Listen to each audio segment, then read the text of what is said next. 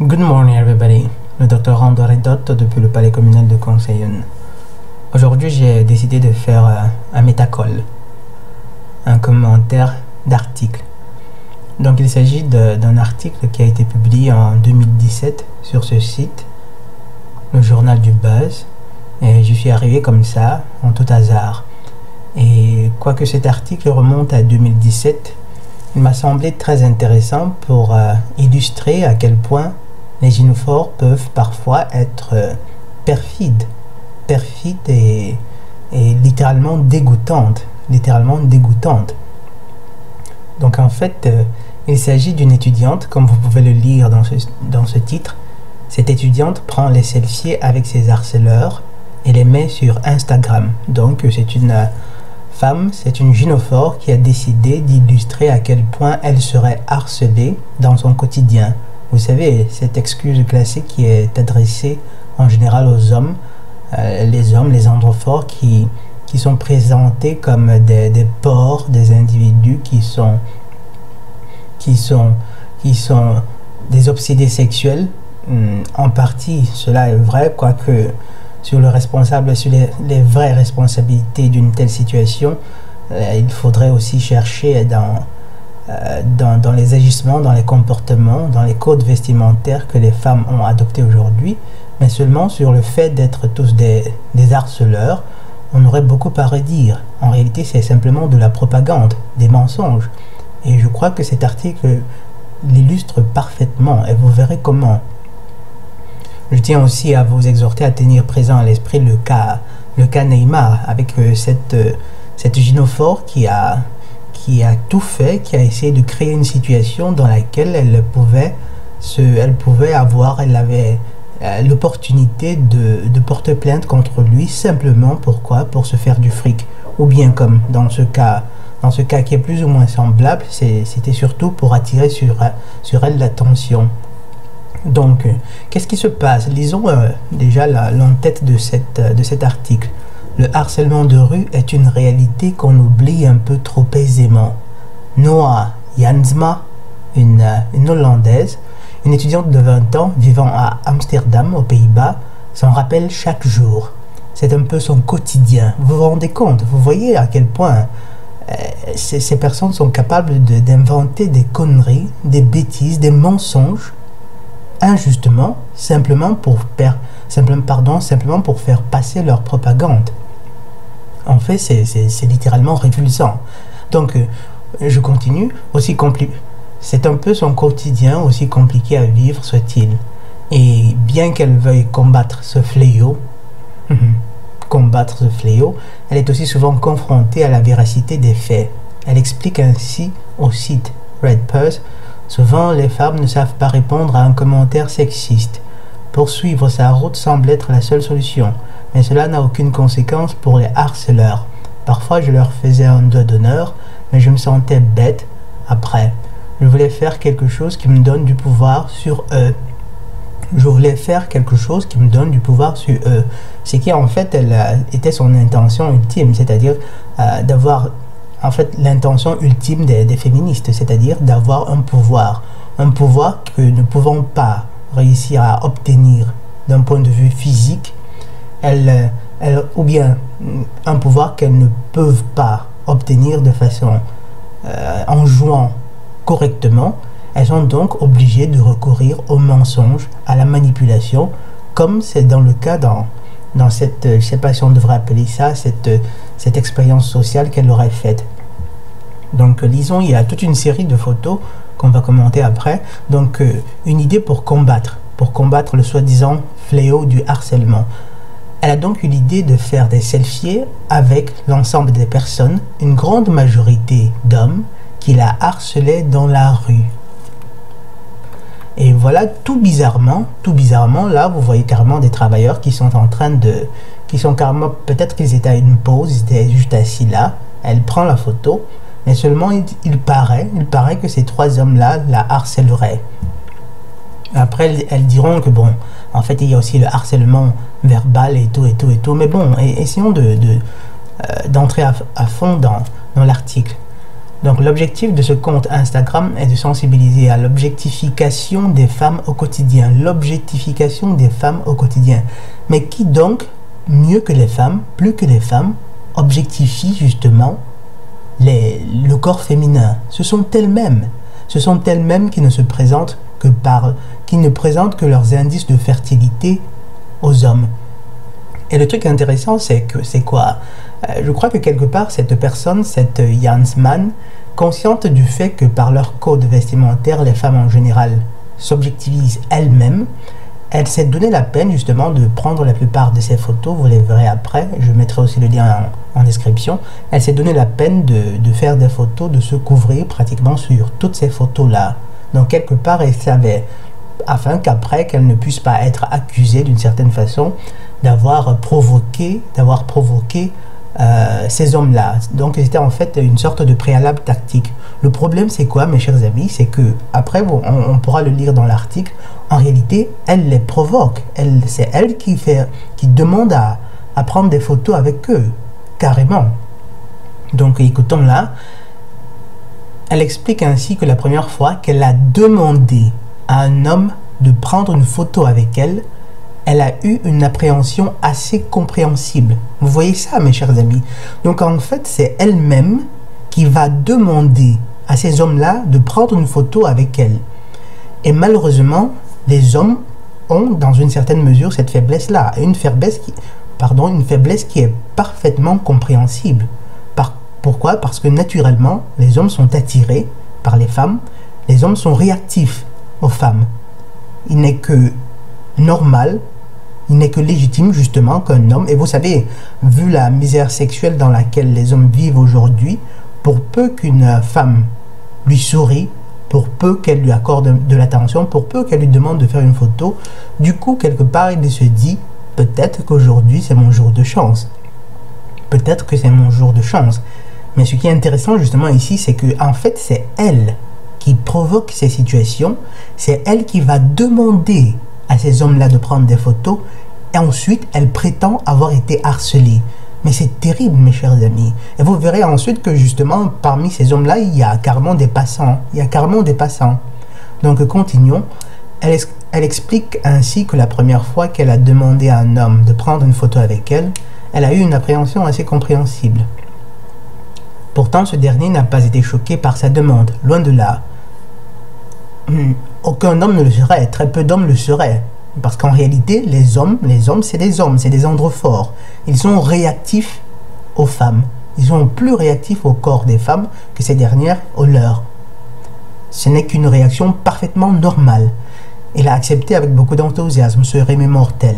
Sur le compte Instagram, Dear Catcallers, qui compte près de 50 000 abonnés désormais, on retrouve plus d'une vingtaine de clichés, tous pris en seulement un mois. Preuve, s'il en fallait une, que le harcèlement est véritablement quotidien pour Noah. Mais ça, c'est de la folie, mes chers amis, de la folie, de la folie. C'est-à-dire, vous imaginez, vous vous levez comme ça le matin, vous allez demander à des personnes qui passaient leur chemin, qui étaient là à travailler, qui faisaient une pause, qui ne demandaient rien, vous leur demandez à prendre une photo avec eux, et après, vous allez carrément les accuser de harcèlement. C'est révulsant au bas mot.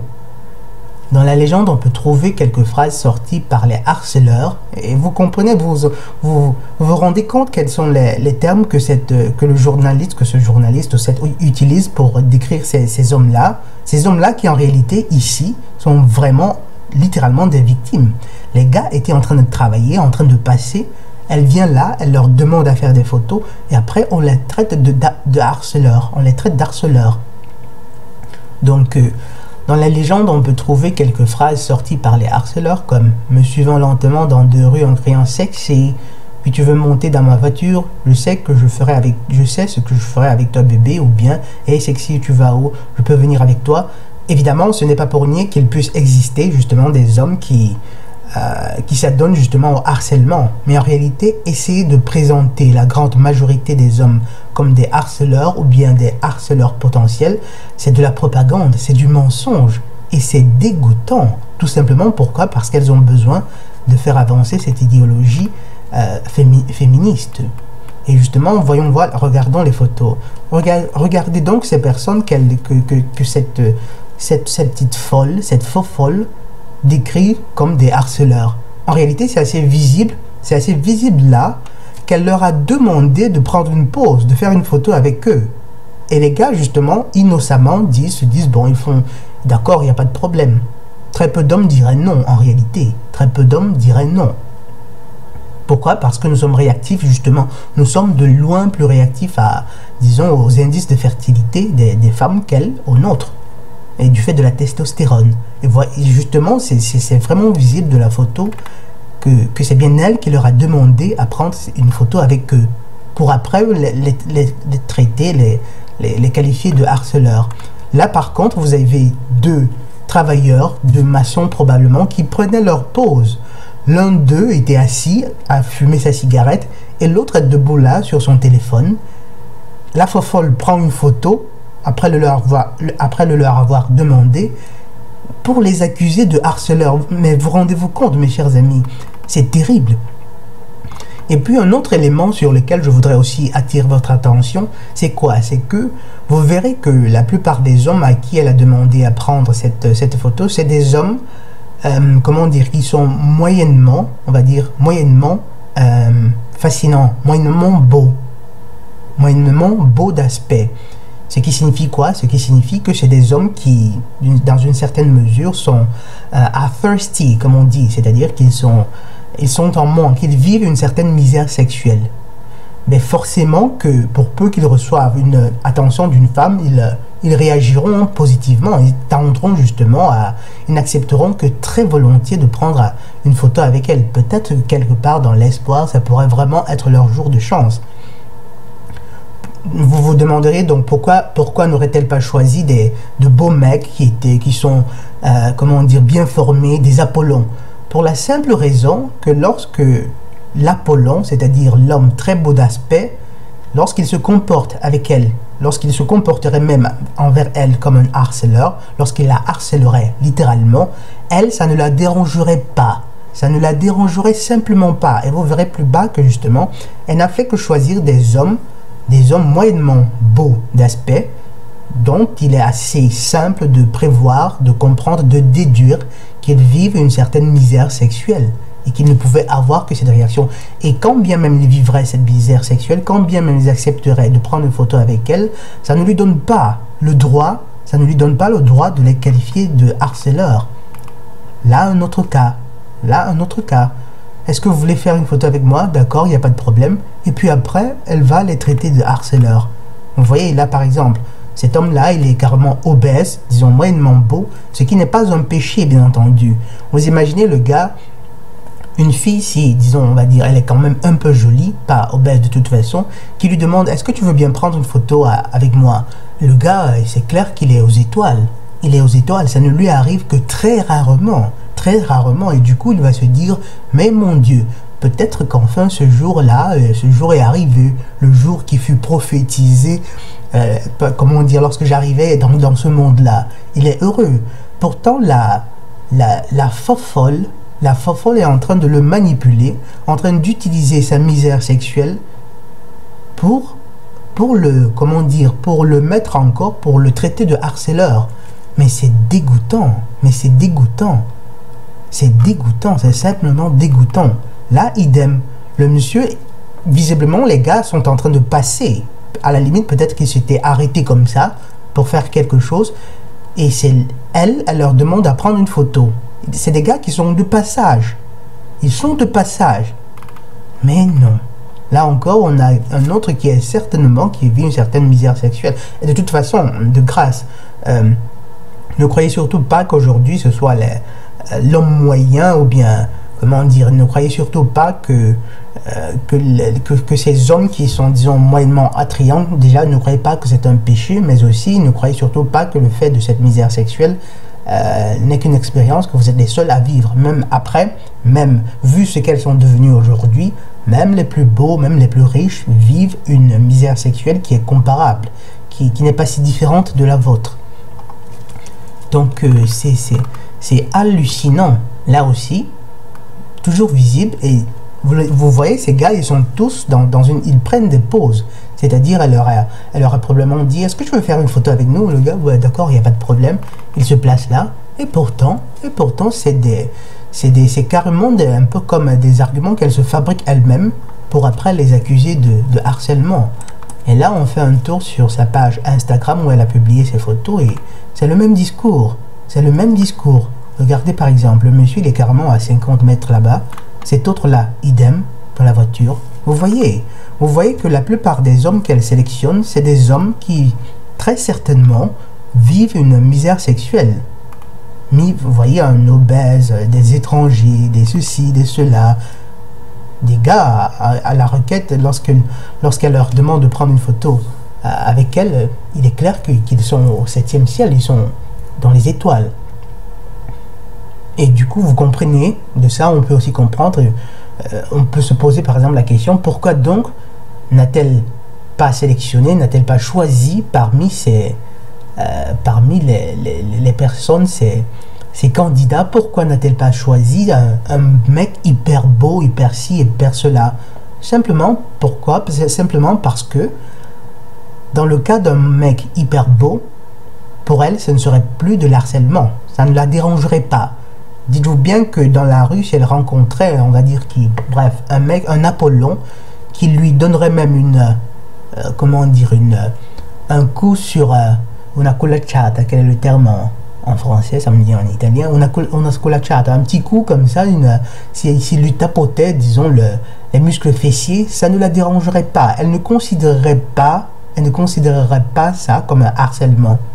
Mais seulement vu que venant d'hommes qui sont moyens, d'hommes qui, pour elle, avec lesquels elle ne se mettrait certainement jamais, venant d'hommes qu'elle méprise certainement, là c'est utile pour avancer sa propagande. Littéralement dégoûtant.